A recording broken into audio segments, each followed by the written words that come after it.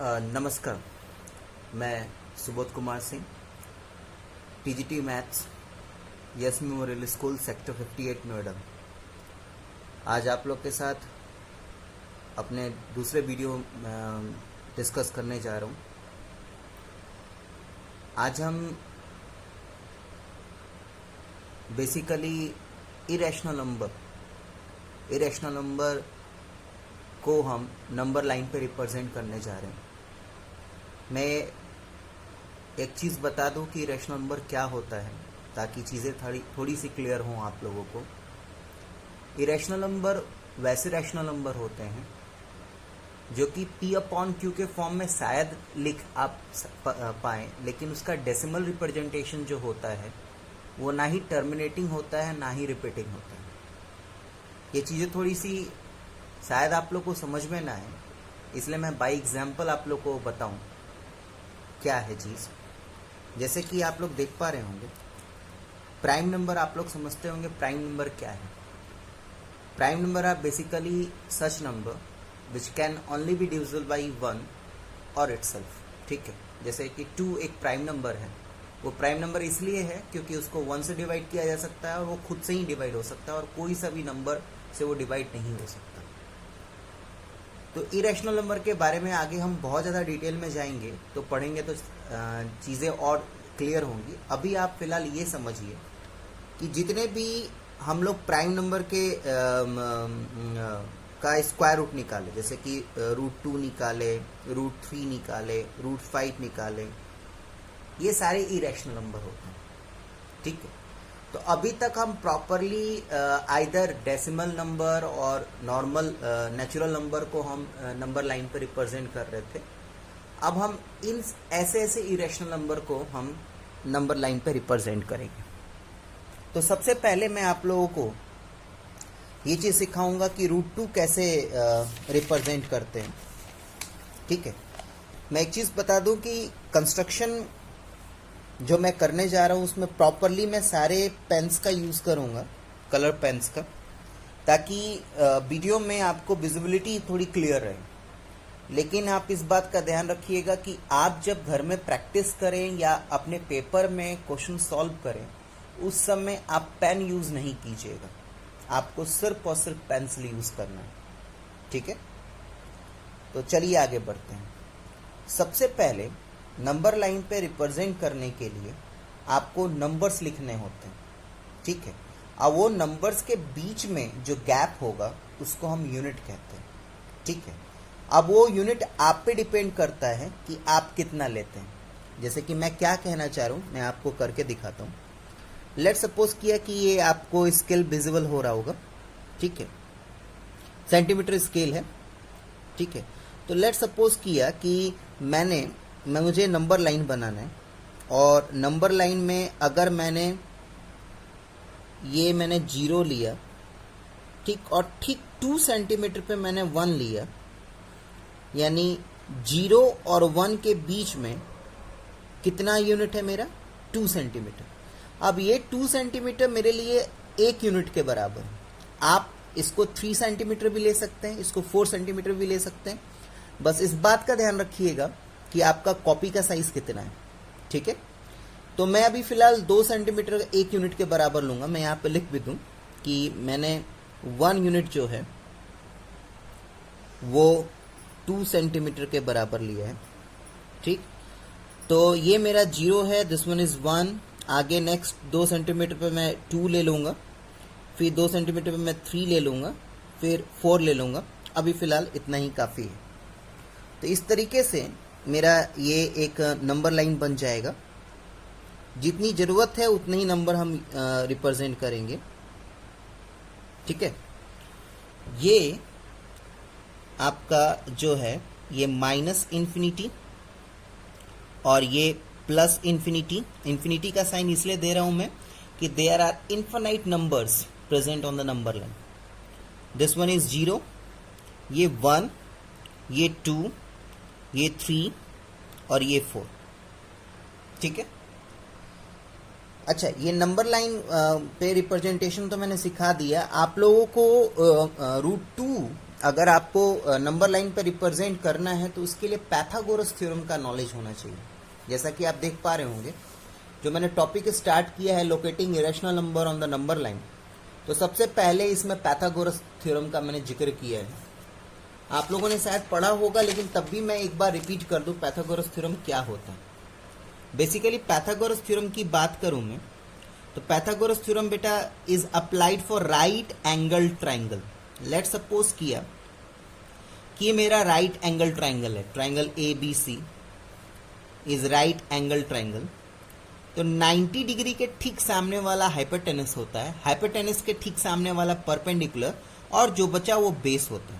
According to Pythagoras theorem, hypotenuse square is equal to the sum of square of perpendicular as well as base. ठीक है, जो hypotenuse square जो होगा वो आपके परपेंडिकुलर स्क्वायर और बेस स्क्वायर के सम के बराबर होगा। फर्दर इसी को अगर आप सॉल्व करना चाहें तो under root P square plus B square आप कर सकते हैं। चलें, तो आइए बात को समझें। अभी मुझे रूट 2 रिप्रेजेंट करना है, ध्यान से सुनिएगा। अभी मुझे रूट 2 रिप्रेजेंट करना है, तो रूट 2 को मैं आराम से 1 स्क्वायर प्लस 1 स्क्वायर लिख सकता हूं। अब इस बात का ध्यान रखिएगा, यहां पे एक मेरा परपेंडिकुलर का स्क्वायर होगा और एक मेरा बेस का स्क्वायर होगा। यानी अब मैं जो राइट एंगल ट्राइंगल बनाने जा रहा हूं उसमें मेरा परपेंडिकुलर भी 1 यूनिट के बराबर होगा और बेस भी मेरा 1 यूनिट के बराबर होगा। मेरी बात को ध्यान से सुनिएगा, यहाँ पे 1 यूनिट मैंने 2 सेंटीमीटर के बराबर लिया है, तो 1 यूनिट का मतलब एक ही आप लिखेंगे, यहाँ पे 2 नहीं लिख दीजिएगा, 2 सेंटीमीटर। ठीक है, आगे बढ़े। तो मैंने क्या किया, ये मेरा यहां से लेके यहां तक 1 यूनिट है। ठीक है, यहां से लेके यहां तक 1 यूनिट है। ध्यान से मेरी बात को बार बार मैं कह रहा हूं, रिपीट कर रहा हूं, इस चीज को ध्यान रखिएगा कि आपको 2 सेंटीमीटर का जिक्र ही नहीं करना है, आपको 1 यूनिट करना है। अब 1 यूनिट आपने भले 10 सेंटीमीटर लिया हो, उससे कोई मतलब नहीं। तो मेरा ये जो मैं राइट एंगल ट्रायंगल बनाने जा रहा हूँ उसका ये बेस है और वो 1 यूनिट के बराबर आप दिख भी रहा होगा आपको। ठीक, यहाँ पे 1 पे मैं डी के हेल्प से एक परपेंडिकुलर बनाऊंगा, डी के हेल्प से परपेंडिकुलर बनाऊंगा डॉटेड लाइन से।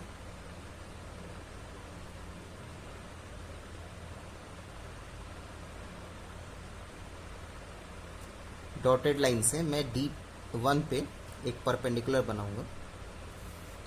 ठीक है, अब मेरा ये बेस 1 यूनिट का हो गया, मुझे परपेंडिकुलर भी 1 यूनिट का बनाना है।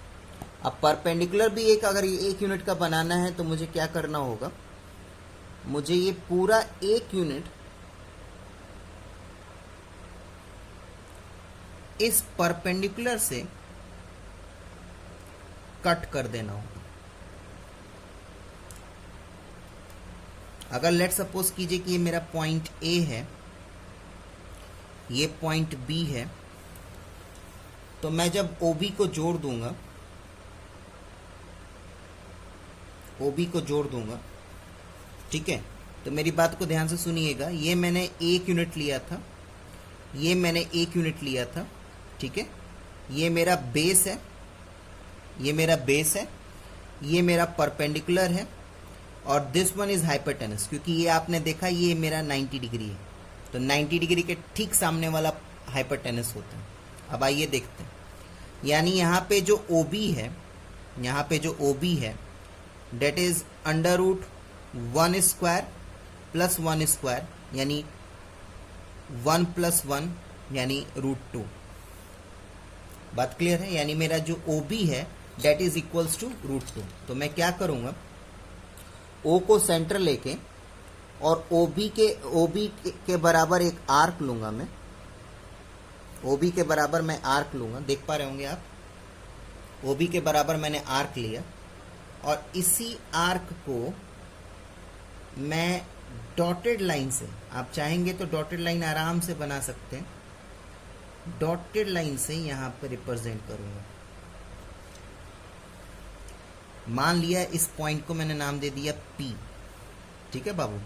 तो ये जो पूरा का पूरा आपको OP दिख रहा है, दिस वन इज OP, ये आपका √2 है, ठीक। अब इसी को आगे कंटिन्यू करते हैं। जैसे कि ये आपका हाइपोटेनस है, तो इस हाइपोटेनस पे एक और परपेंडिकुलर बनाएंगे, ठीक है। इस हाइपोटेनस पे एक और परपेंडिकुलर बनाएंगे। परपेंडिकुलर बनाने के लिए बेटा ये जो मैं करने जा रहा हूँ ये आप कर भी सकते हैं, नहीं भी कर सकते हैं, ताकि मैं एक्चुअली में ये डी का ये जो लाइन है ना, इसको प्रॉपरली रखने के लिए मैं एक नॉर्मल सा लाइन बना रहा हूँ, ताकि मुझे रखने में किसी भी तरीके का प्रॉब्लम ना हो। आप आगे इस तरीके से बना भी सकते हैं, नहीं भी बना सकते, ये बस मैं अपने कन्वीनियंस के लिए बना रहा हूँ, ठीक है। तो मैं इस बी पॉइंट पे रख के एक 90 डिग्री कंस्ट्रक्ट करूंगा बेटा दोबारा से, ठीक है। मैं √3 बनाने जा रहा हूँ बाबू, इसी पे 90 डिग्री रख के मैं आगे कंस्ट्रक्ट √3 बनाने जा रहा हूँ। तो यहां से मैंने एक परपेंडिकुलर ड्रॉ कर लिया,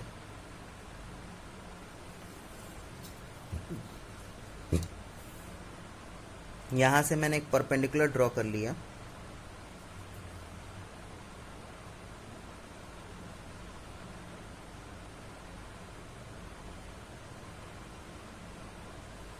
ठीक है।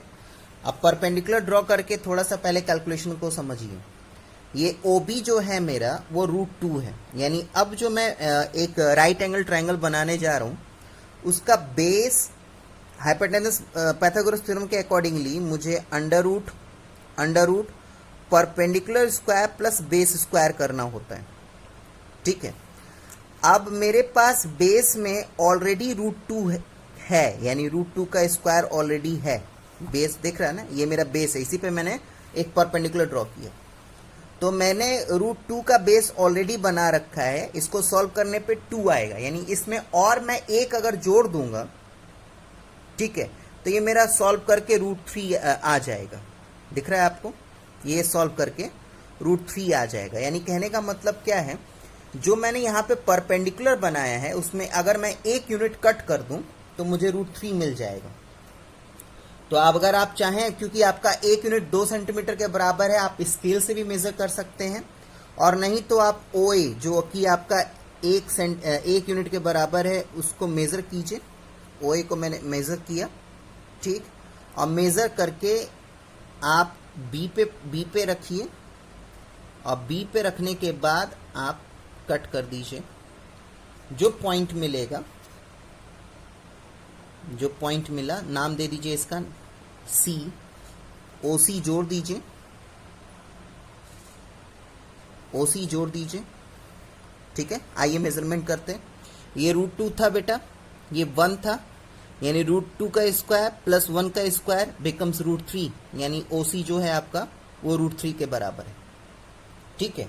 अब आपको कुछ नहीं करना, आपको बस करना क्या है, OC मेजर करना है।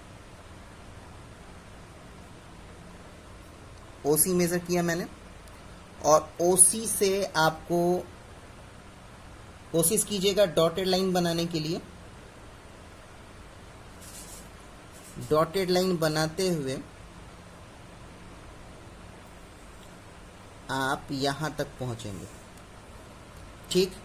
ये आपको एक पॉइंट मिला, नाम दे दीजिए, इस पॉइंट का नाम दे दीजिए, लेट सपोज कि मैंने पॉइंट Q दिया, ठीक है बाबू। तो ये मेरा O से लेके Q तक √3 हो गया,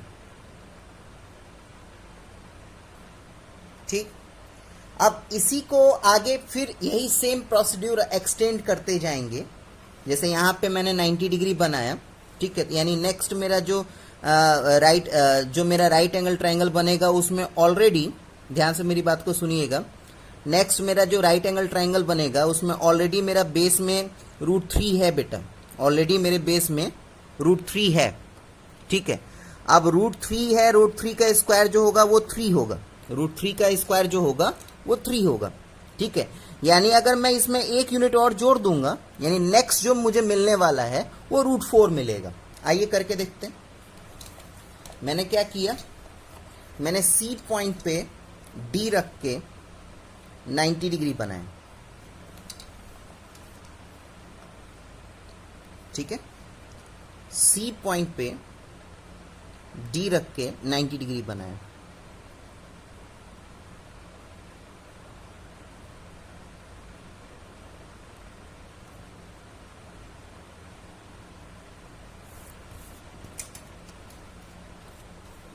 सी पॉइंट पे मैंने डी रख के 90 डिग्री बनाया।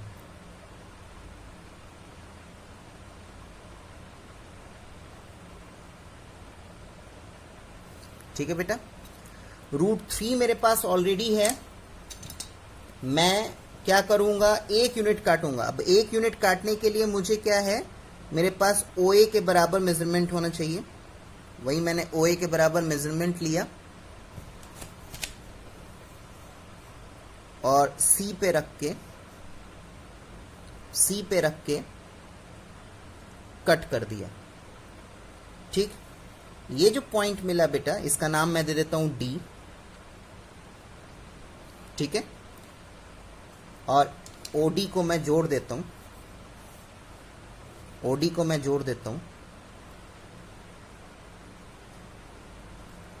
डन। ये मेरा √3 था, ये मैंने 1 काटा, यानी कहने का मतलब क्या है कि ये पूरा का पूरा जो मेजरमेंट है वो √4 के बराबर होगा। हालांकि √4 is not a irrational number, ठीक है। ये जो मेथड मैं आपको सिखा रहा हूं, it is called spiral method. जब आप एक्सरसाइज NCERT एक्सरसाइज 1.2 का क्वेश्चन नंबर 4 देखेंगे ना, तो उसमें आपको स्पाइरल मेथड बताया गया है। तो अगर पेपर में स्पाइरल मेथड आया तो आपको एटलीस्ट √4 या √5 तक पहुंचना होगा, ठीक है। तो नॉर्मल सी बात है, मैं क्या करूंगा, अगर मैं OD को मेजर कर लूं, ठीक है। और इस OD, ये OD दिख रहा है, मेजर कर लिया मैंने, और इस OD को मैं अगर नंबर लाइन पे रिप्रेजेंट करूं, ठीक है, तो थोड़ा सा का मिस्टेक है, वो पेन से बनाने के कारण आया। आप देख पा रहे होंगे मेरा एग्जैक्टली 2 पे कट रहा है। √4 इज इक्वल टू 2, दिख रहा है ना, 2 पे आ रहा है ना बेटा। थोड़ा सा इधर √2 से थोड़ा सा एक्सीड इसलिए कर रहा है क्योंकि मैंने पेन से बनाया है और शायद मेरे से माइनर मेजरमेंट में मिस्टेक हुआ होगा, ठीक है। लेकिन अगर आप पेंसिल से परफेक्टली बनाएंगे तो सब कुछ परफेक्ट बनेगा। आइए चेकआउट करते हैं। एक्चुअली में अगर मैं बात करूं √3 का, तो √3 का वैल्यू होता है 1.73 और √2 का वैल्यू होता है 1.4। तो 1.73 और 1.4 दोनों 1 और 2 के बीच में लाई कर रहे हैं ना बाबू। यानी √2 और P जो है √2 को रिप्रेजेंट कर रहा है, Q जो है √3 को रिप्रेजेंट कर रहा है, और ये दोनों के दोनों 1 और 2 के बीच में लाई कर रहे हैं। √4 2 के बराबर होता है, पेन से बनाने के कारण थोड़ा सा मिस्टेक हुआ, ठीक है। लेकिन एग्जैक्टली देख रहे हैं थोड़ा सा कहीं माइनर सा डिफरेंस है, ये 2 पे आके टच कर रहे हैं। तो ये जो मेथड है इसको स्पाइरल मेथड कहते हैं। लेकिन अब होगा क्या कि ये जो स्पाइरल मेथड जो है ना बेटा, वो थोड़ा सा लेंदी वाला मेथड हो जाता है। लेट सपोज किया कि आपको √17 आया या √5 आया, तो ये √5 ही लेट सपोज कीजिए कि √5 ही बनाने आया, ठीक है। आपके NCERT एक्सरसाइज में एक्सरसाइज 1.2 में क्वेश्चन नंबर 3 जो है वो √5 ही रिप्रेजेंट करना है। तो उस समय √2 बनाना, फिर √3 बनाना, फिर √4 बना के √5 बनाना, थोड़ा सा लेंथीनेस बढ़ जाएगा और पेपर में आपको पता है कि टाइम कम रहता है, ठीक है। तो एक मैंने थ्योरी में एक मेथड जोड़ा है, ठीक है। उस मेथड का एक्सप्लेनेशन भी मैंने दिया है। इस मेथड से √2 √3 तक तो आपको, चलिए √3 को बनाने के लिए √2 का बनाना बहुत जरूरी होता है, ठीक है। लेकिन √2 हुआ, √5 हुआ, यानी एक्सेप्ट √3 आप बाकी सारे इरेशनल नंबर को इंडिपेंडेंटली बना सकते हैं। अब कैसे बना सकते हैं, तो मैं इस मेथड के थ्रू चलूंगा, पढ़ते जाऊंगा, आपको एक्सप्लेन दूसरे कॉपी पे करूंगा, ठीक है बेटा। तो चलिए चलते हैं इस मेथड से। मैं आपको अब सिखाने जा रहा हूं रूट 5 को मेजर करना, सॉरी रिप्रेजेंट करना। ठीक है, तो इससे पहले कि हम आगे बढ़ें, सबसे पहले हम स्टेप्स पढ़ते हैं। ठीक है, पहला स्टेप में मैंने लिखा है कि let we have to plot root X. ठीक है, मान लिया कि मुझे रूट एक्स रिप्रेजेंट करना है। यहाँ पे मुझे, मैंने क्या बोला, मेरा टास्क है रूट 5 को रिप्रेजेंट करना। ठीक है, रूट 5 को रिप्रेजेंट करना। अब रूट 5 को रिप्रेजेंट करना है तो जरा देखिएगा सेकेंड स्टेप मेरा क्या है। Now observe a perfect square number which is near to the value of X and smaller than X. ठीक है, अब इसमें फंडा क्या है, यानी कहने का मतलब क्या है कि रूट 5 को मुझे परपेंडिकुलर और बेस के टर्म में तोड़ना है। एक मेरा परपेंडिकुलर होना चाहिए, एक मेरा बेस का स्क्वायर होना चाहिए। पाइथागोरस थ्योरम भी अप्लाई करना है मुझे। तो एक मेरा परपेंडिकुलर का स्क्वायर होना चाहिए, एक मेरा बेस का स्क्वायर होना चाहिए। यानी कहने का मतलब क्या है कि ये जो परपेंडिकुलर का मैं स्क्वायर जो लूंगा वो मेरा एक परफेक्ट स्क्वायर नंबर होगा, वो मेरा एक परफेक्ट स्क्वायर नंबर होगा। ठीक है, अब इस बात का ध्यान रखिएगा कि परफेक्ट स्क्वायर नंबर क्या होता है। परफेक्ट स्क्वायर नंबर क्या होता है, जैसे मैंने यहाँ पे लिख रखा है, परफेक्ट स्क्वायर नंबर क्या होता है यहाँ पे मैंने लिख रखा है। ठीक है, 1 का स्क्वायर इज 1, 2 का स्क्वायर इज 4, 3 का स्क्वायर इज 9, यानी 1, 4, 9, 16, 25 they are the perfect square number. अब जब आप परफेक्ट स्क्वायर नंबर, जैसे रूट 5 को रिप्रेजेंट करना है, यानी हमारा जो बेस होना चाहिए, हमारा जो बेस होना चाहिए उसमें मुझे एक परफेक्ट स्क्वायर नंबर डालना है।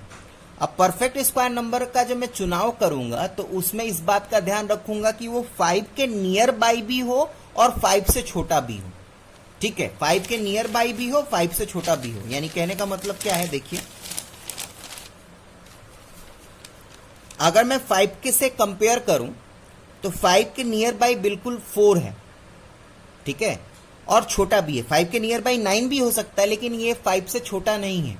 5 से छोटा क्या है, 4।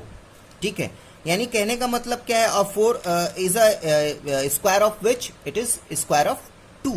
ठीक है, यानी कहने का मतलब क्या है कि जब मैं रूट 5 बनाऊंगा तो मैं बेस में 2 का स्क्वायर लूंगा। ठीक, अब 2 का स्क्वायर मैं जब अगर लूंगा, यहां पे मैं देखिए, अगर मैं बेस में 2 का स्क्वायर जब लूंगा तो ये 4 हो जाएगा। यानी कहने का मतलब क्या है कि अगर मैं 1 यूनिट और उसमें जोड़ दूं, यानी 1 का स्क्वायर जोड़ दूं, तो ये रूट 5 हो जाएगा। यानी बात आपको समझ में आ रही है। सबसे पहले आपको जो नंबर रिप्रेजेंट करना है उसके बेस में आप देखिए कि near by perfect square number हो किस परफेक्ट स्क्वायर नंबर के बराबर है। जैसे कि बराबर नहीं, सॉरी, नियर बाई है। ठीक है, तो रूट 5 जो है वो 4 एक परफेक्ट स्क्वायर नंबर है, उसके बिल्कुल करीब है। और इस बात का भी हमें ध्यान देना है कि जो परफेक्ट स्क्वायर नंबर हम लें वो दिए हुए नंबर, जैसे यहाँ पे 5 है, उससे छोटा भी होना चाहिए। यानी 4 एक ऐसा परफेक्ट स्क्वायर नंबर है जो 5 के नियर बाई भी है और 5 से छोटा भी है। ठीक है, तो उसका मैंने स्क्वायर ले लिया। 4 का स्क्वायर इज 2 का स्क्वायर। ठीक है, तो उसका मैंने स्क्वायर ले लिया। ठीक है, तो ये मुझे बेस पे लेना है। अब परपेंडिकुलर पे मुझे एक सुटेबल यूनिट लेना है। ठीक है, अब वो सुटेबल यूनिट कुछ भी हो सकता है, 2 यूनिट, 3 यूनिट, 1 यूनिट। ठीक है बेटा, यहां पे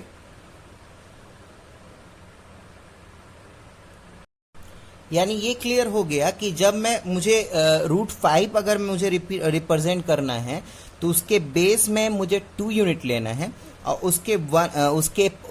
उसका जो परपेंडिकुलर बनेगा वो मुझे 1 यूनिट लेना है। यानी सेकेंड स्टेप क्लियर हो गया। सेकेंड स्टेप में एक बार आप लोग के लिए फिर से पढ़ लूं। Observe a perfect square number which is nearer to the value of x and is smaller than x. Now try to split the x by using Pythagoras theorem. मैंने रूट 5 को के बेस में एक परफेक्ट स्क्वायर नंबर लिया। ठीक है, और perpendicular में एक मैंने सुटेबल यूनिट ले लिया और इसको पैथागोरस थ्योरम के अकॉर्डिंगली इसको तोड़ लिया। ठीक है, अब थर्ड स्टेप क्या है, draw a number line with suitable unit where 1 unit is equal to 1 centimetre और 2 सेंटीमीटर और 3 सेंटीमीटर और एनीथिंग। जैसा कि मैंने अभी आपको प्रीवियसली बताया ही था कि अब मुझे नंबर लाइन बनाना है, तो नंबर लाइन बनाते वक्त इस बात का मैं ध्यान रखूंगा कि मैं अगर 1 यूनिट 3 सेंटीमीटर में लूंगा तो 3 सेंटीमीटर मुझे बस याद रखना है, ठीक है। आपको 3 सेंटीमीटर कहीं भी यूज नहीं करना। लेट सपोज किया कि मुझे 1 यूनिट मैंने 3 सेंटीमीटर के यहां पे बराबर लिया, ठीक है। 3 सेंटीमीटर इसलिए बराबर ले रहा हूं मैं ताकि थोड़ा सा विजिबिलिटी और बढ़े आप लोगों के लिए, ठीक है बेटा। तो मैंने लेट सपोज किया कि मैंने यहां पे बेटा लेट सपोज किया कि मैंने यहां पे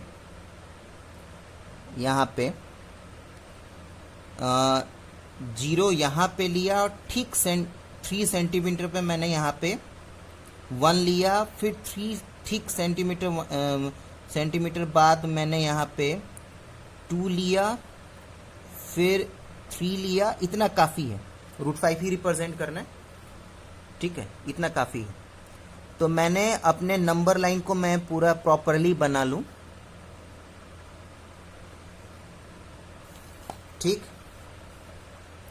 ये मेरा 0 है, ये मेरा 1, ये 2, ये 3, ठीक है बेटा। ये माइनस इन्फिनिटी, ये प्लस इन्फिनिटी, ठीक है।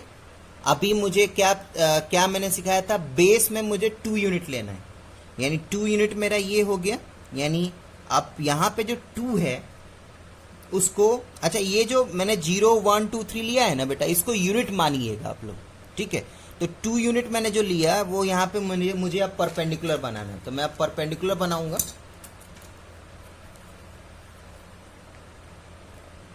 ठीक है। यहां पे मैं एक परपेंडिकुलर बनाऊंगा डी के हेल्प से, मैं एक परपेंडिकुलर यहां पे बनाऊंगा,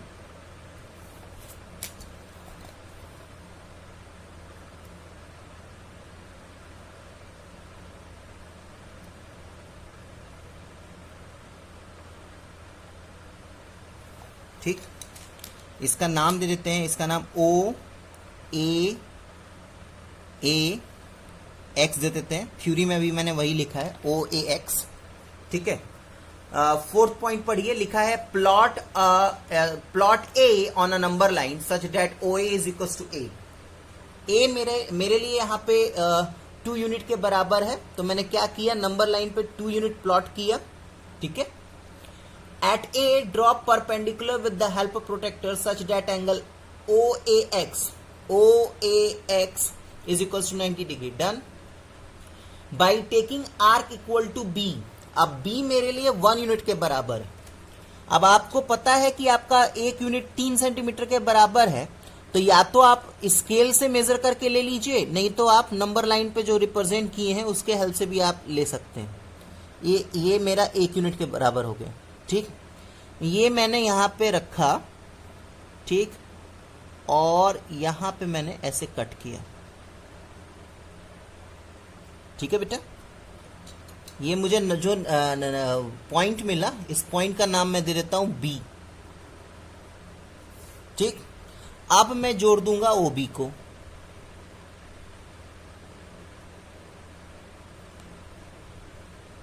OB को मैं जोड़ दूंगा।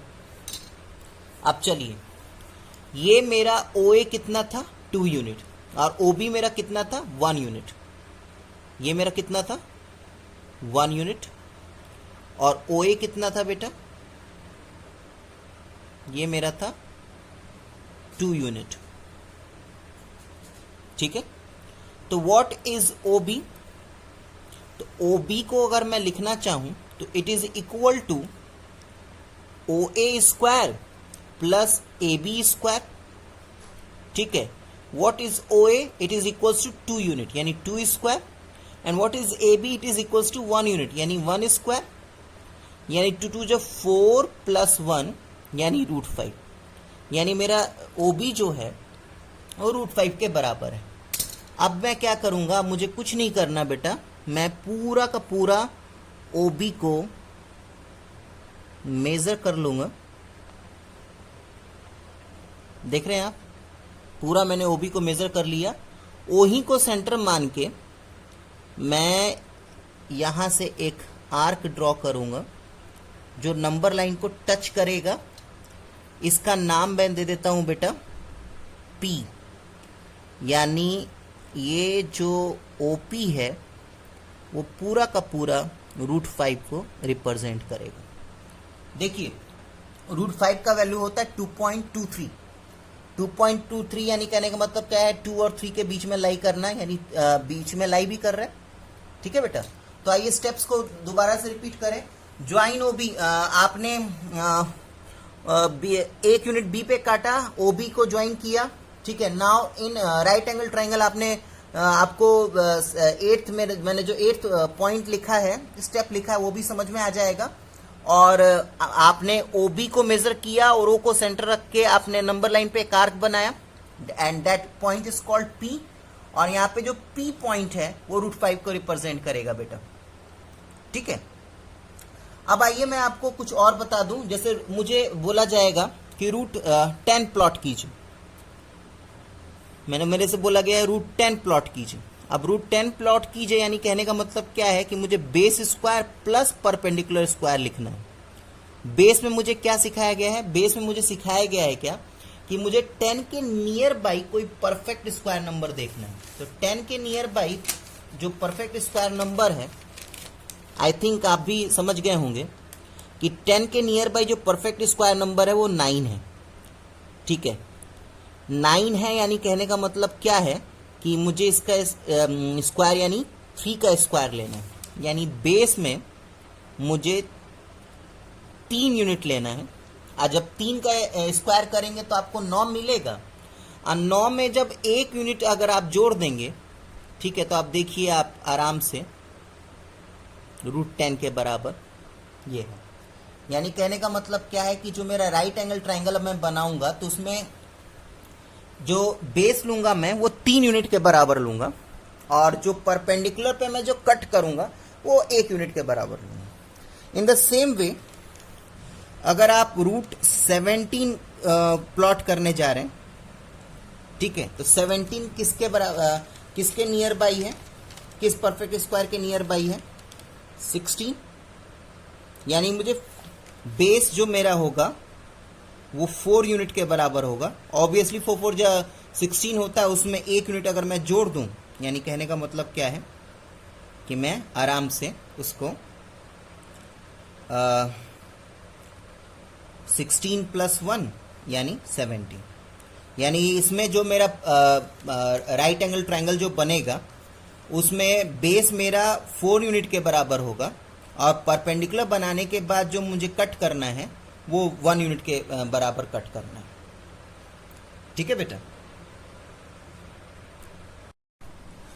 अच्छा बेटा, अभी √2, √3, √5 मैंने जो बनाना सिखाया आपको, तो उसका स्टेटमेंट मैं आप लोगों को नोट्स के साथ ही सेंड कर दूंगा। ठीक है, क्योंकि वीडियो में नोट्स लिख के दिखाना थोड़ा सा लेंदी हो जाएगा। तो आगे बढ़ते हैं हम नेक्स्ट टॉपिक के तरफ। नेक्स्ट टॉपिक है आपका decimal expansion of real number. ठीक है, सबसे पहले जानिए कि रियल नंबर क्या होता है। अगर बिल्कुल शॉर्ट में अगर कहूँ तो रियल नंबर एक ऐसा नंबर होता है बेटा, जितने मैथ्स में जितने नंबर आप पढ़े हैं, जितना नंबर अभी तक पढ़े हैं, अभी तक आप क्या क्या पढ़े हैं, rational, irrational, integer, prime number, composite number, whole number, जो भी नंबर आप मैथ्स में अभी तक पढ़े हैं बेटा, सब के सब रियल नंबर होते हैं। ठीक है, तो what do you mean by real number? तो in short, every number of a mathematics are real number. The collection of all rational and irrational number together form a collection of real number. Real number को represent किया जाता है capital R से।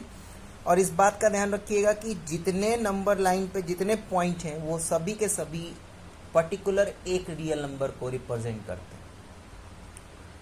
Rational number already पढ़ा चुका हूं मैं, लेकिन यहाँ पे थोड़ा सा हम डेसिमल एक्सपेंशन की तरफ चल रहे हैं, इसलिए मैं रैशनल नंबर को दोबारा से डिफाइन करूंगा। बेसिकली बात क्या है कि रैशनल नंबर अभी तक हम लोगों ने जो डेफिनेशन पढ़ा था उसमें रैशनल नंबर के बारे में पढ़ाया गया था क्या कि कोई नंबर अगर P/Q के फॉर्म में लिखा जाए तो उसको हम रैशनल नंबर कह सकते हैं। लेकिन ये कोई जरूरी नहीं है कि सारे P/Q के फॉर्म में लिखे गए हुए नंबर आपके रैशनल नंबर ही होंगे। क्या कहना चाह रहा हूं मैं, बात को ध्यान से समझिए। लेट्स सपोज किया कि मेरे पास 2 नंबर हैं, 1/4 और 2/3 आप देख पा रहे होंगे। 1/4 को जब मैं डिवाइड करूंगा तो ये 0.25 इसका आंसर आएगा, यानी इसका डेसिमल एक्सपेंशन जो है वो टर्मिनेट कर जाएगा। और 2/3 को जब मैं डिवाइड करूंगा तो इसका जो डेसिमल एक्सपेंशन है वो 0.6666 यानी रेकरिंग में आएगा, यानी डेसिमल एक्सपेंशन जो है इसका वो टर्मिनेटिंग नहीं है, इट इज़ रिपीटिंग, और अदर लैंग्वेज में हम इसको रेकरिंग कहते हैं। यानी बेटा अगर कोई ऐसा नंबर है जो P/Q के फॉर्म में है तो वो सफिशिएंट नहीं है कह देना कि वो रैशनल नंबर ही होगा, उसका डेसिमल एक्सपेंशन भी हमें देखना होगा। ठीक है, अगर डेसिमल एक्सपेंशन आपका टर्मिनेटिंग या रिपीटिंग है तो उसको हम रैशनल नंबर कहेंगे। यानी अब आप being a 9th class student, अब आपके लिए रैशनल नंबर का डेफिनेशन ये है कि a number which is in the form of P/Q where Q is not equals to 0, यहां तक आपको लिखना ही लिखना है, as well as the decimal expansion or decimal representation of the number is either terminating or repeating, तब जाके आपका complete answer होगा। ठीक है, आगे बात करते हैं इरेशनल नंबर। इरेशनल नंबर वैसे नंबर होते हैं जिनका डेसिमल एक्सपेंशन ना ही टर्मिनेटिंग होता है ना ही रिपीटिंग होता है। शॉर्ट टर्म में अगर मैं बात करूं तो मैं अभी रिप्रेजेंटेशन जब √2 √3 का बता रहा था तो उसी समय मैंने बताया था कि प्राइम नंबर का स्क्वायर रूट अगर आप निकालें तो सारे के सारे square root of a prime number is irrational number. ठीक है, क्योंकि वो कभी टर्मिनेट नहीं करते। अच्छा, एक चीज और आपको बस JFK यानी जस्ट फॉर नॉलेज के लिए मैं आपको बता दूं क्या है। 22/7 पाई का वैल्यू जो है आप 22/7 लेते हैं। मेंसुरेशन में 8th क्लास में पढ़ा भी होगा और अभी 9th क्लास और 10th क्लास में भी आपको टकरेगा, जहां पे पाई का वैल्यू हम 22/7 लेंगे। एक्चुअली में बात किया जाए तो pi is a irrational number.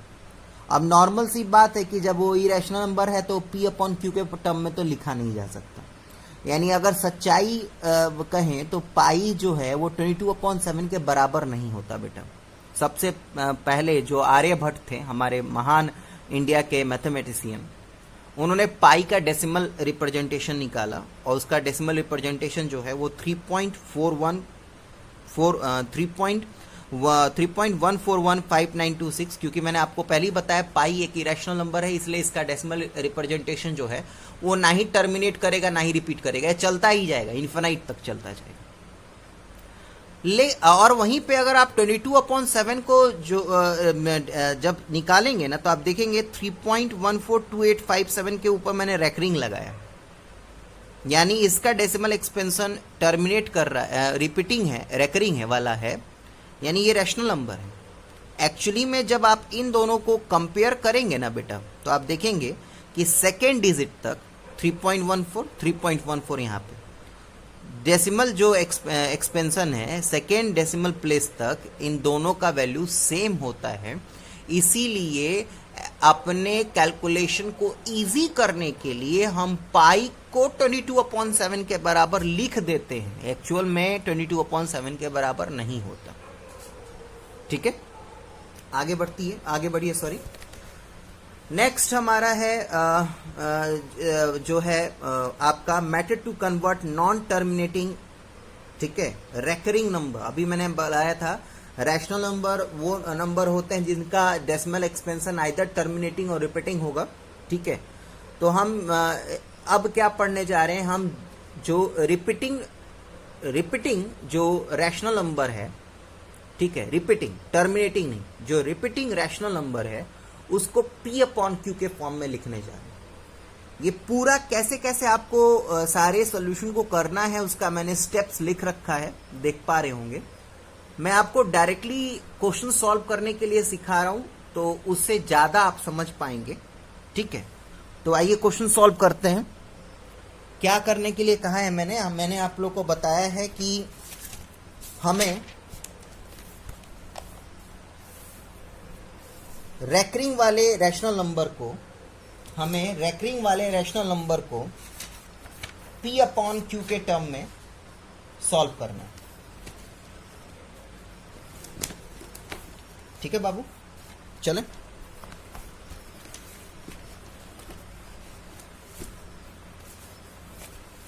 देखिए, मैं काम करता हूं, मैं 2 नंबर लेता हूं। मैं दो नंबर लेता हूं। एक मैं लेता हूं x is equals to 0.7 recurring, और एक तरफ मैं लेता हूं x is equals to 0.235 recurring. देख पा रहे होंगे, एक तरफ मैंने लिया x is equals to 0.7 recurring और एक तरफ मैंने लिया x is equals to 0.235 recurring. सबसे पहला स्टेप यही है कि आपको रेकरिंग हटा देना है, यानी 0.7 रेकरिंग को 7 7, और आपको पता है कि ये इन्फिनिटी तक जाएगा तो डॉट डॉट लगा दीजिए, और इधर भी 0.235 ज्यादा नहीं, एक से दो बार रिपीट करके दिखा दें। ठीक है, नेक्स्ट स्टेप आपका यही है कि आपको सबसे पहले विदाउट रेकरिंग वाले नंबर को एलएचएस में लेके आना। हालांकि यहां पे विदाउट रेकरिंग वाला कोई नंबर नहीं है, सिर्फ रेकरिंग वाला नंबर है। जैसे कि ये वाला सवाल देखिए, इसमें 35 जो है वो रेकरिंग में है और विदाउट रेकरिंग वाला जो नंबर है वो 2 है। तो सबसे पहले मैं विदाउट रेकरिंग वाले नंबर को एलएचएस में लेके आऊंगा। तो इसके लिए इसको इधर ले आने के लिए मुझे क्या करना पड़ेगा, मुझे दोनों साइड 10 से मल्टीप्लाई करना पड़ेगा।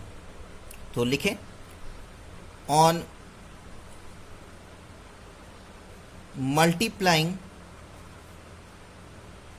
Both side by 10 we get. दोनों साइड 10 से मल्टीप्लाई कीजिए, तो ये आपका आ जाएगा 10x is equals to 2.3535 dot dot dot. ठीक है, अब बेटा जो रेकरिंग वाले हैं उनको इकट्ठे हम एलएचएस में लेके आएंगे।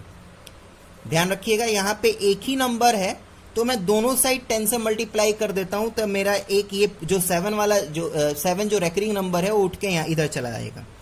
तो ऑन मल्टीप्लाइंग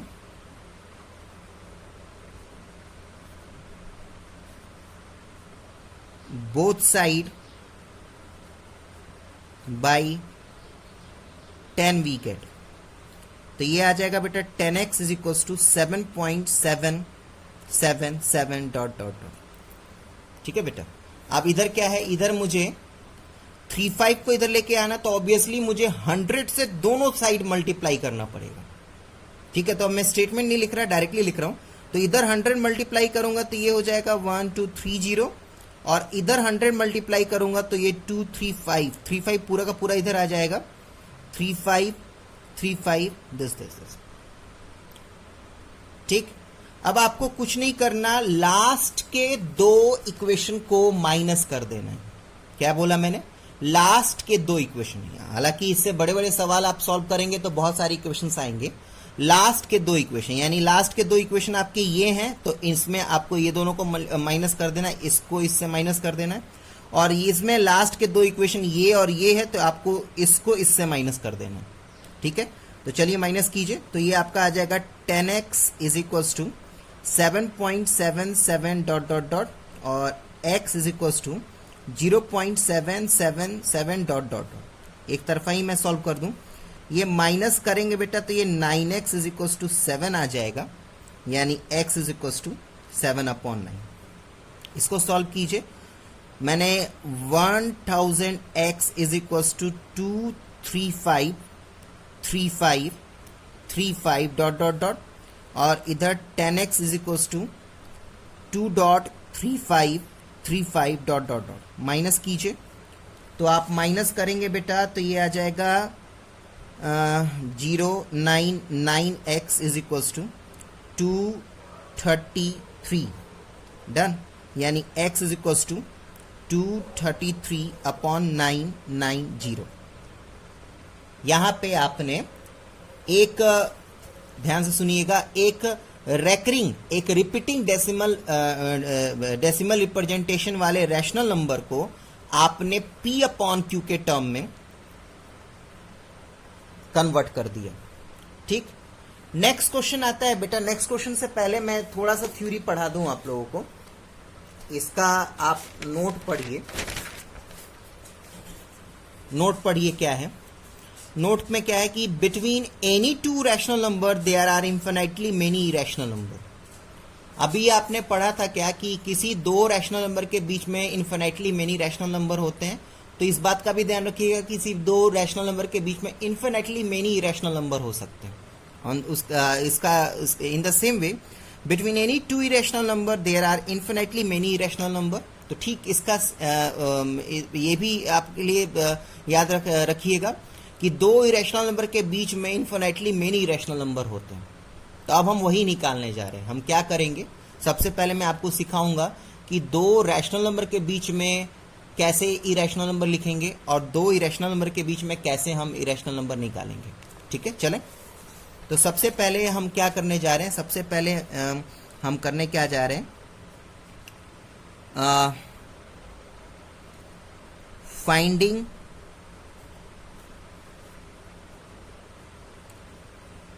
irrational number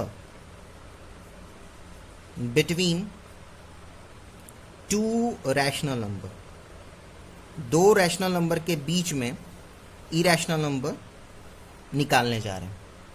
तो लेट सपोज कीजिए कि मैंने दो रैशनल नंबर लिया, ठीक है, जो मेरे नोट्स में प्रेजेंट है वही मैंने दो ले लिया। 1/4 इज इक्वल टू, तो इसका आपको डेसिमल एक्सपेंशन आपको ऑलरेडी बता रखा है 0.25 होगा। और मैंने 2/3 लिया तो इसका डेसिमल एक्सपेंशन 0.6 रेकरिंग, यानी अप्रोक्सीमेटली मैं नहीं चाहे इतना ही रहने दीजिए। अच्छा, अब क्या है, देखिए इरेशनल नंबर लिखना कोई बहुत बड़ी बात नहीं है। आपको पता है कि उसको ना ही टर्मिनेट करना है ना ही रिपीट करना है, यानी जो भी मन है वो लिख दीजिए। लेकिन ध्यान रखिएगा स्टार्टिंग के 2-3 लेटर पे आपको ध्यान रखना है। कहने का क्या मतलब है, एक छोटा सा एग्जांपल देके समझाऊं कि अगर मुझे 3 और 5 के बीच का नंबर लिखना हो तो मैं ऑब्वियसली 4 ही लिखूंगा, ना मैं 2 लिखूंगा जो कि 3 से छोटा है और ना ही मैं 6 लिखूंगा जो 5 से बड़ा है। बात को समझ रहे हैं ना आप लोग।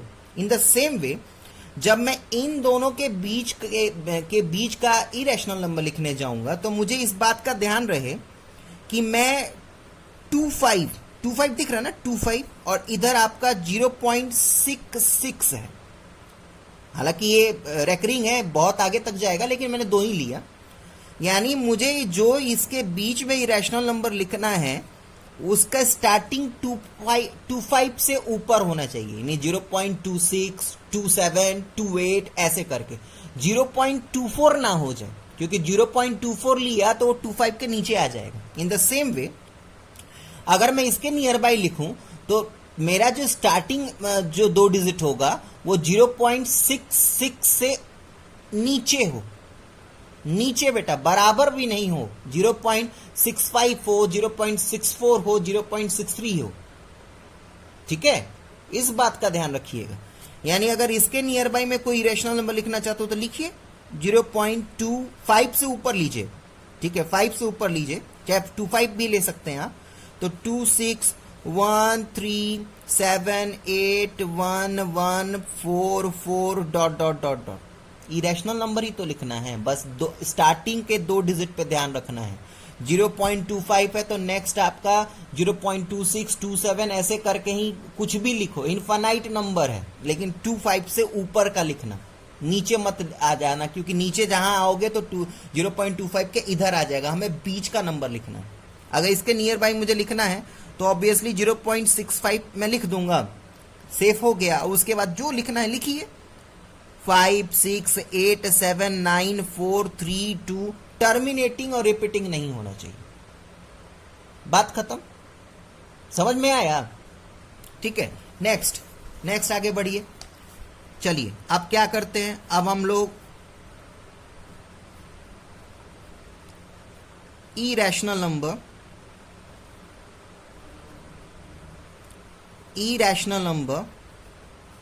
Between 2 irrational number, 2 irrational number के बीच में इरेशनल नंबर फाइंड करते हैं। तो √3 का वैल्यू होता है बेटा 1.73 डॉट डॉट डॉट, और √5 का वैल्यू होता है बेटा 2.23 डॉट डॉट डॉट। अब मैं क्या करूंगा ना 1.73 ही ले लूंगा अभी करेंटली, और इधर 2.23 ले लूंगा। ठीक, अब मैं इसके नियर बाई अगर कोई इरेशनल नंबर लिखना चाह रहा हूं तो 1.74 एक्सीड कर गया इससे। उसके बाद जो मन है लिखिए, 5 6 8 9 1 2 4 5 7 डॉट डॉट डॉट। ठीक, अब 2.23 है, इसके बिटवीन में लिखना है ना, तो 2.22 ले लूंगा मैं, 23 नहीं लूंगा। ठीक है, समझ में आ रहा है ना मैं क्या कहना चाह रहा हूं। और उसके बाद जो मन है वो लिखिए, 8 9 7 6 4 8 2 2 3 dot dot dot. Irrational number ही तो लिखना है, तो इतना सोचना क्या है, बस सोचना स्टार्टिंग के 2 स्टेटमेंट में, डिजिट में ही है। बातें समझ में आई? पक्का? तो चलिए आगे बढ़ते हैं। इस तरीके से आप आ जाइए, आप एक्सरसाइज एनसीईआरटी का एक्सरसाइज अब डिस्कस करते हैं। तो एनसीईआरटी का एक्सरसाइज डिस्कस करने से पहले चलिए मैं आपको दोहरा दूं। पहले वीडियो में मैंने आपको एक्सरसाइज 1.1 पूरा सॉल्व करवा दिया था। आप सेकेंड वीडियो में आते हैं, मतलब सॉरी सेकेंड एक्सरसाइज में आते हैं। सेकेंड एक्सरसाइज में आप एक काम कीजिए, सबसे पहले पहला क्वेश्चन लिखिए, फटाफट रिपीट करते हैं। Every irrational number is a real number. Done. Definition में अभी पढ़ाया था मैंने कि सारे इरेशनल नंबर रियल नंबर होते हैं। Next, every point on the number line is in the form of root m where m is a natural number. ठीक है, ये कोई जरूरी नहीं है। इसमें कहना क्या चाह रहा है बेटा कि सारे जो पॉइंट है नंबर लाइन पे, ठीक है, सारे पॉइंट जो हैं वो नंबर लाइन पे, लेट सपोज कीजिए कि रूट m है, तो ये जो m जो है ना वो नेचुरल नंबर होगा। ठीक है, तो ये कोई जरूरी नहीं है। क्यों? क्योंकि ध्यान से देखिएगा, सीधा सीधा हिसाब है कि जो आपका रियल नंबर है ना बेटा, उसमें मैथ्स के सारे नंबर आते हैं। तो सारे नंबर आने का मतलब क्या है कि उसमें नेगेटिव भी तो होगा। बात समझ में आ रहा है? तो ये कोई जरूरी नहीं है कि ये जो रूट m है, तो ये m जो है वो m आपका नेचुरल नंबर भी होगा। It can be integer. तो ये आपका स्टेटमेंट फॉल्स है। Next, every real number is irrational number. कोई जरूरी नहीं है कि सारे रियल नंबर इरेशनल नंबर भी होंगे। आपका रैशनल भी हो सकता है, इंटीजर्स भी हो सकता है, नेचुरल नंबर भी हो सकता है, कुछ भी हो सकता है। ठीक है बेटा, सेकेंड क्वेश्चन में आइए। सेकेंड क्वेश्चन में क्या है बेटा? सेकेंड क्वेश्चन पढ़िए क्या है। Are the square root of all positive integer is irrational. नहीं, कोई जरूरी नहीं। मैंने एक मोटा मोटी आपको बताया था क्या कि प्राइम नंबर का स्क्वायर रूट निकालेंगे वो इरेशनल नंबर होगा। सारे नंबर के स्क्वायर रूट इरेशनल नंबर नहीं होंगे। रूट 4 सॉल्व करने पे 2 आता है, तो 2 इरेशनल नंबर है क्या? नहीं ना। इन द सेम वे। ठीक है, थर्ड क्वेश्चन मैंने आपको डिस्कस कर लिया है। रूट 5 आपको पता है कि कैसे रिप्रेजेंट करते हैं। क्वेश्चन नंबर 4 वही स्पाइरल मेथड है, मैंने उसको भी डिस्कस कर लिया है। अब आ जाइए एक्सरसाइज 1.3 पे। ठीक है, फटाफट डिस्कस करते हैं एक्सरसाइज 1.3 पे। एक्सरसाइज 1.3 पे आइए। पहला क्वेश्चन में पढ़िए क्या लिखा है। पहले क्वेश्चन में है क्या कि write the following in the decimal form and से what kind of decimal expansion each has. ठीक है, तो मैं आपको पहले का फर्स्ट बताता हूं। नॉर्मल सा बेटा, सारे को डिवाइड करना है। ठीक है, इस क्वेश्चन में करना क्या है, डिवीजन आपको आता है ना, तो सबको डिवाइड कीजिए।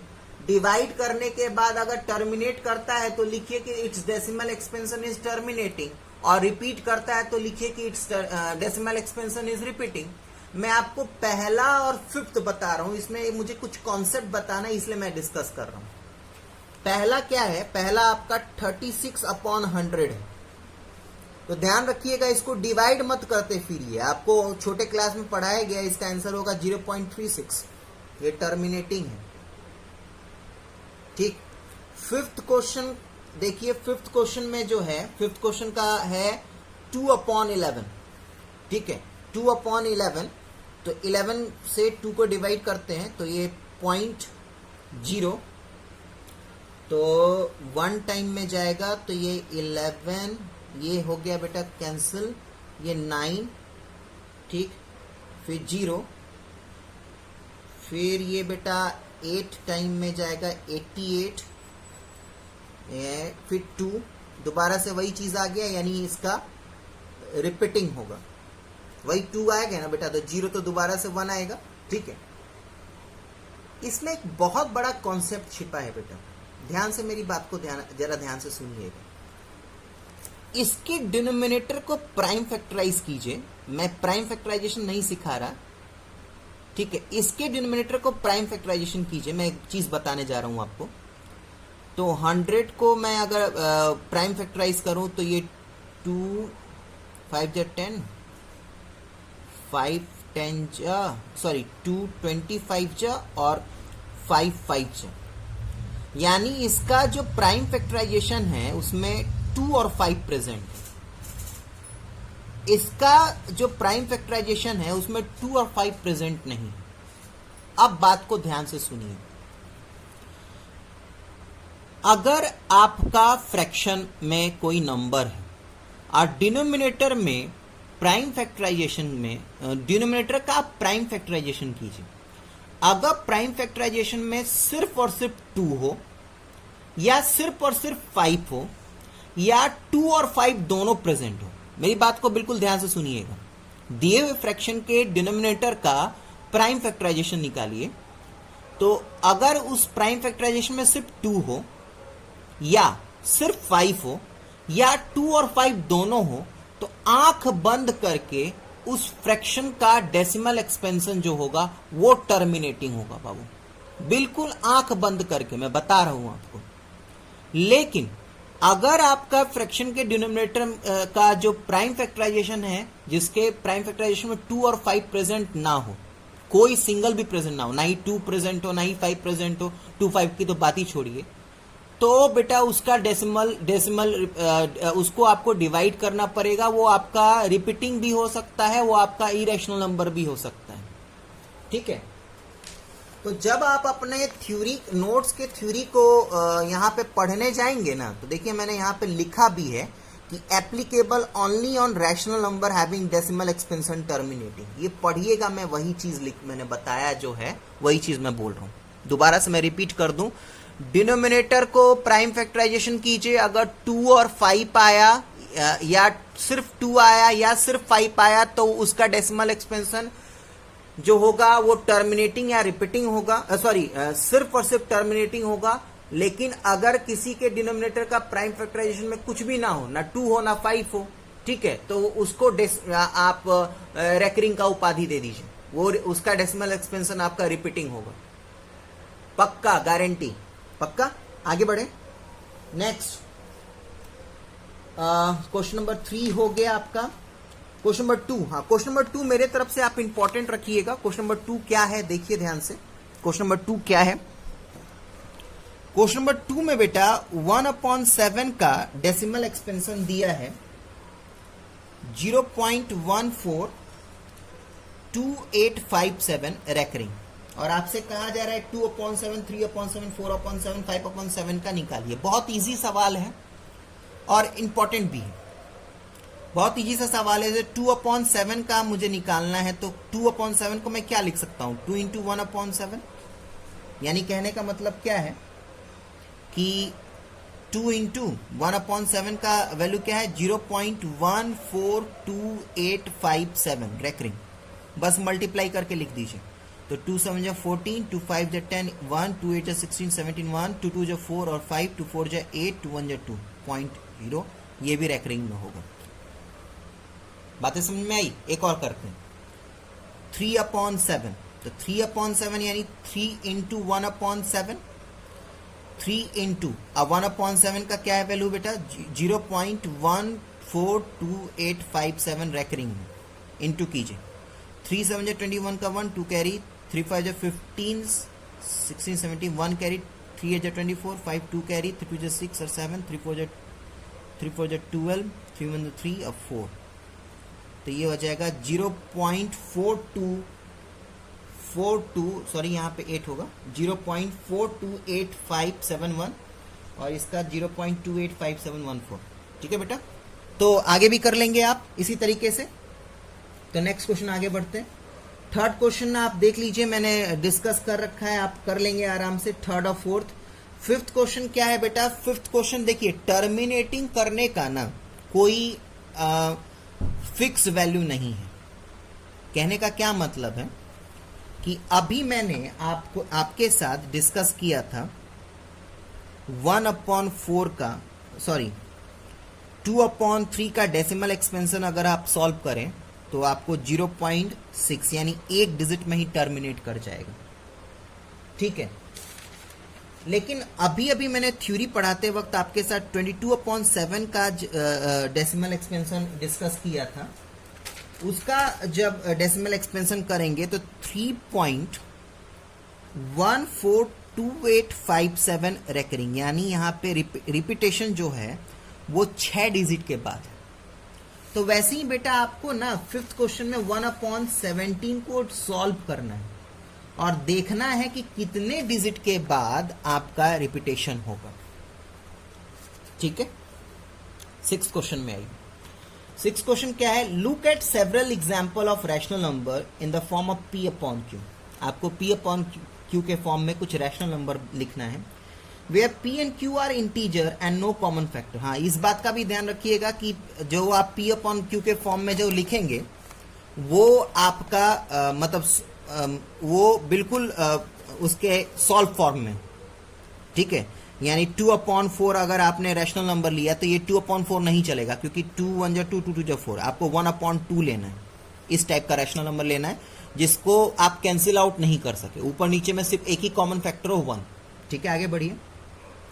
Where P and Q are integer with no common factor other than 1 चलेगा, and having terminating decimal representation। बहुत बड़ा बात है बेटा, terminating decimal representation।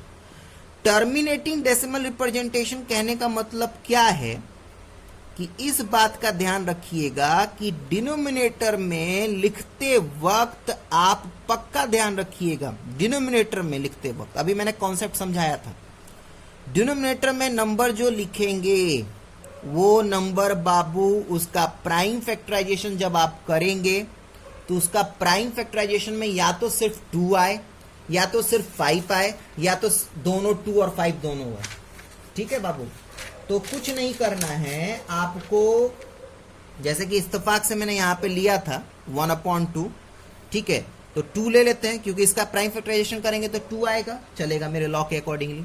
एक बार मैं बार दोहरा रहा हूं, उसी फ्रैक्शन का, उसी रैशनल नंबर का डेसिमल एक्सपेंशन टर्मिनेटिंग होगा जिसके डिनोमिनेटर का प्राइम फैक्टराइजेशन में सिर्फ 2 हो या 5 हो या दोनों हो। बाबू बात को ध्यान से समझिए। ठीक, नेक्स्ट 1/4 लूंगा तो चलेगा क्योंकि 4 में सिर्फ 2 आएगा। 36/25 लूंगा तो चलेगा क्योंकि 25 में सिर्फ 5 आएगा। ठीक, 19/20 लूंगा तब भी चलेगा क्योंकि 20 में आपका 2 और 5 दोनों आएगा। ठीक है बेटा, इस बात का ध्यान रखिएगा। 7th और 8th क्वेश्चन मैंने डिस्कस कर रखा है बेटा, अभी ध्यान से वीडियो देखिएगा। 9th क्वेश्चन में चलते हैं। 9th क्वेश्चन में क्या है? Classify the following numbers as rational और इरेशनल। आंख बंद करके ये क्वेश्चन हो जाएगा। बोलिए, पहला क्वेश्चन है √23। √23 आपका प्राइम नंबर है। मैंने क्या सिखाया? मैंने सिखाया आपको कि प्राइम नंबर का स्क्वायर रूट इरेशनल नंबर होता है, आंख बंद करके। और बताइए, सेकेंड क्वेश्चन चलिए। 225 ये किसका स्क्वायर रूट है बाबू? ये 15 का है, तो ये रैशनल नंबर होगा। ठीक है, नेक्स्ट थर्ड क्वेश्चन है 0.3796 टर्मिनेट कर रहा है, ऐसे डॉट डॉट तो नहीं है ना, डॉट डॉट तो नहीं है ना, यानी टर्मिनेट कर रहा है, यानी रैशनल नंबर होगा। फोर्थ क्वेश्चन देखिए। फोर्थ क्वेश्चन आपका 7.478478 डॉट डॉट डॉट है, तो डॉट डॉट डॉट है यानी यही टर्मिनेट कर रहा है, ना ही रिपीट कर रहा है, यानी क्या है? ये रैशनल नंबर है। वही सेम फिफ्थ क्वेश्चन के साथ अप्लाई कीजिए। यानी इतना बढ़िया से पढ़ने के बाद अगर आपको वीडियो समझ में आ गया तो आप आराम से एक्सरसाइज 1.2, एक्सरसाइज 1.3 एनसीईआरटी का सॉल्व कर सकते हैं, और जो मैं असाइनमेंट सेकंड भेजूंगा उसके सारे क्वेश्चन आप आराम से बना सकते हैं। चलिए आज के लिए इतना ही, नेक्स्ट बातें हम नेक्स्ट वीडियो में करेंगे। Thank you, take care.